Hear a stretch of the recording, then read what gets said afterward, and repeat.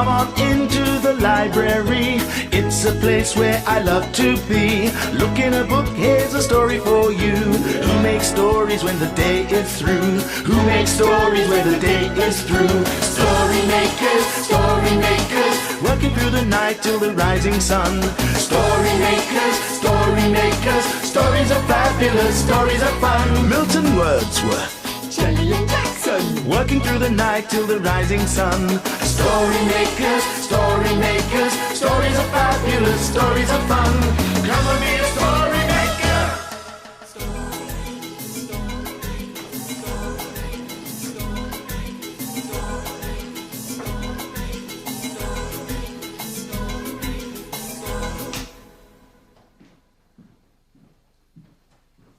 Story makers.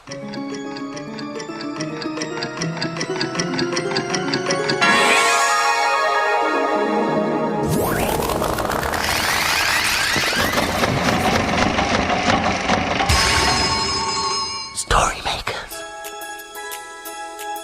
It's midnight. Hello. has everybody gone?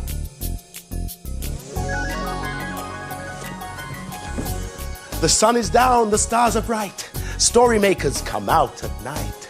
Milton Wordsworth, story maker and magical maestro, at your service. 1, 2, a brush for you. 3, 4, there's some more. 5, 6, brushes on sticks. 7, 8. Jackson! What? What are you doing? I'm the painting monitor. What's that? Oh, it means I have to look after the painting area and keep it tidy. Oh, can I be a painting monitor too? Oh, no, Jelly. There can only be one painting monitor. Oh, okay. I'll just have a look at these pictures over here. Oh, this is a nice doggy. Oh, no, you can't look at those. I've tidied them away. Oh, I just wanted to have a look. Well, you can't. I can. Can't. Let me see this picture. Perfect. But I wanted to have that picture. So did I. No, I did. A fine hound. Perfect for a story. Now, are you ready to help me make a story? Remember the magic words. Imagine a story.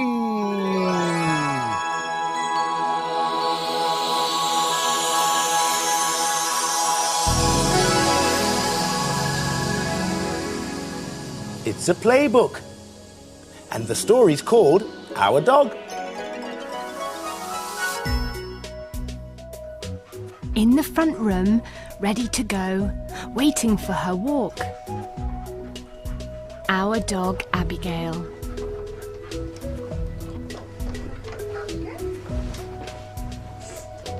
Out of the door, leaving the house, pulling me along. Down on the path, trotting along, next to the river, looking around, having a wash, annoying the swans. Careful, Abigail. Out in the park, running and jumping and fetching a stick. On the way home, mouth open wide, tongue hanging out. Back in the garden, playing some more with her favourite toy.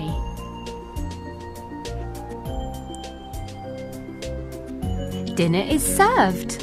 First drink some water, then eat some nice food. Tickle her tummy and take her to bed. Chewing her toy, our dog Abigail. Oh, Milton, it's very important that you look after your pets properly, isn't it? That's right, my little jelly bean. And you know that Jackson looks after the paints and things. Yes, that's right. I'm the painting monitor. And I was wondering if I could look after the things here. I could be the toy and the brick monitor.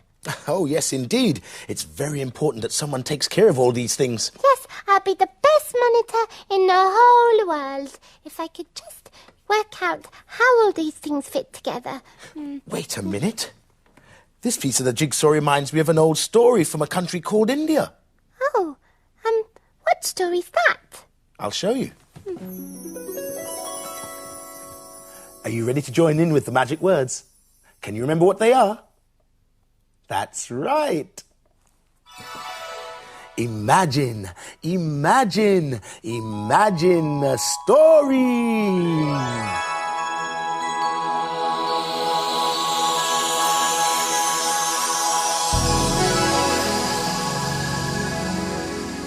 It's a tale from Faraway, and it's called The Dobhiwallah's Donkey. The dobhiwallah walked home after a long day washing clothes. He ignored his dog and his donkey who were tied up outside his hut and went inside to eat a huge dinner. He ate until he could eat no more and fell asleep at the table.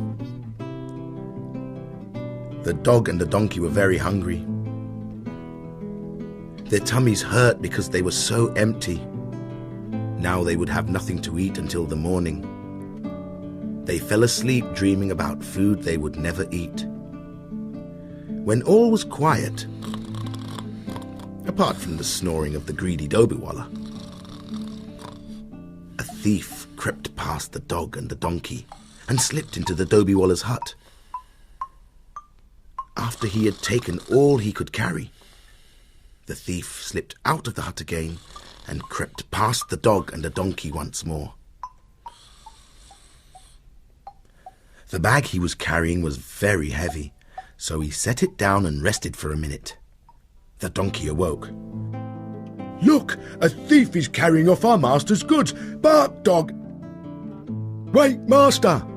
The dog, who was half asleep, said, "Why should I? He neglects us so badly, he deserves a fright. He should look after us a bit more." "How can you let the master down, you ungrateful animal?" "Huh," said the dog. "You think I should be grateful for being neglected?" "Then I must wake him myself," said the donkey. "I had better be quick." The donkey held his head back and brayed very loudly. "Eeyaw! Eeyaw! Eeyaw! Eeyaw!" The great noise made the thief jump. "That silly creature will wake up the whole neighbourhood. Better get out of here." The dobhiwallah awoke a second later. "That stupid donkey, he's ruined my sleep. I'll teach him not to bray in the middle of the night." He was just about to strike the donkey with his stick when he noticed a thief running off into the distance. Off he dashed to try and catch him. On the table in the hut was the dobhiwallah's half-eaten dinner. The dog and the donkey would not go hungry after all. Oh, the poor dog and the donkey. The master didn't look after them properly, did he? No, not like I look after the paint. Or I look after the bricks and the toys. Well, I must say you've both done a very good job. And you deserve a treat. What's that? Oh, that's candy floss. You get that at the fair, don't you, Milton? That's right. And I think that's where we should go for the next story. Woo!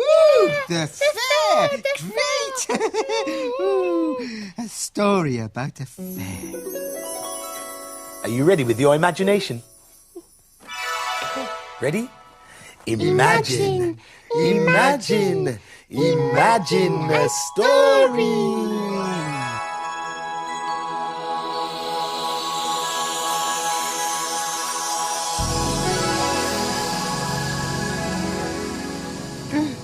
It's a blue cow story.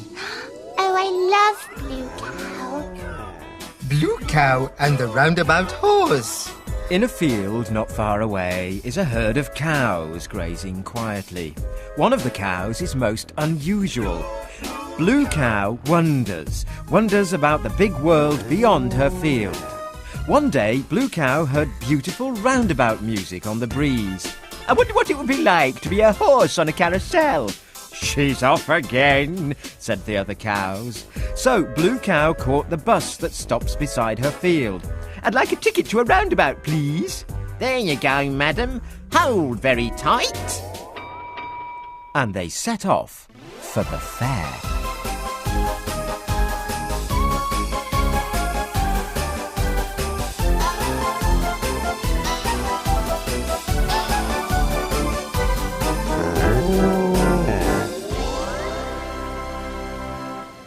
And then they arrived. When Blue Cow got off the bus, she could hardly believe her eyes. Hello, glad you could come. A jolly-looking carousel horse with the name Bob painted on its side leapt down from the carousel. Come on, Blue Cow, I'll show you around. Would you like a ride on the spinning teacups? Bob said. Ooh, yes, please, giggled Blue Cow. The next thing she knew, she was spinning in a beautiful cup. When it stopped, she felt quite giddy. Next came the House of Fun, with its crazy mirrors that made Blue Cow look very funny. Ooh, look at my long neck, she grinned. I look like a blue giraffe. What would you like to do now? Asked Bob kindly. Well, Blue Cow thought for a moment. I would really like to be a carousel cow. No problem, Bob smiled. Blue Cow stood proudly on the carousel next to Bob. Oh, please can I have a ride on the Blue Cow, Mum? Asked a girl called Rosie. And on she jumped. The music started and the carousel twirled, slowly at first and then faster. Hooray! Cheered Rosie. Moo! Cheered Blue Cow. And they both had the most wonderful carousel ride ever.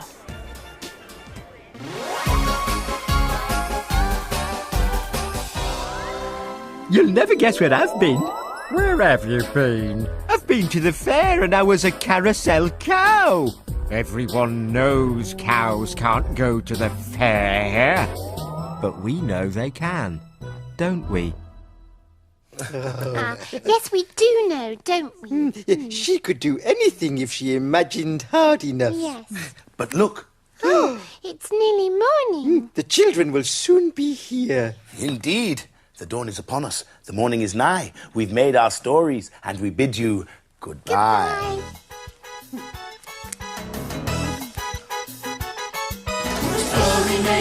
Story makers, working through the night till the rising sun. Story makers, stories are fabulous, stories are fun. Bye, story makers. See you again soon.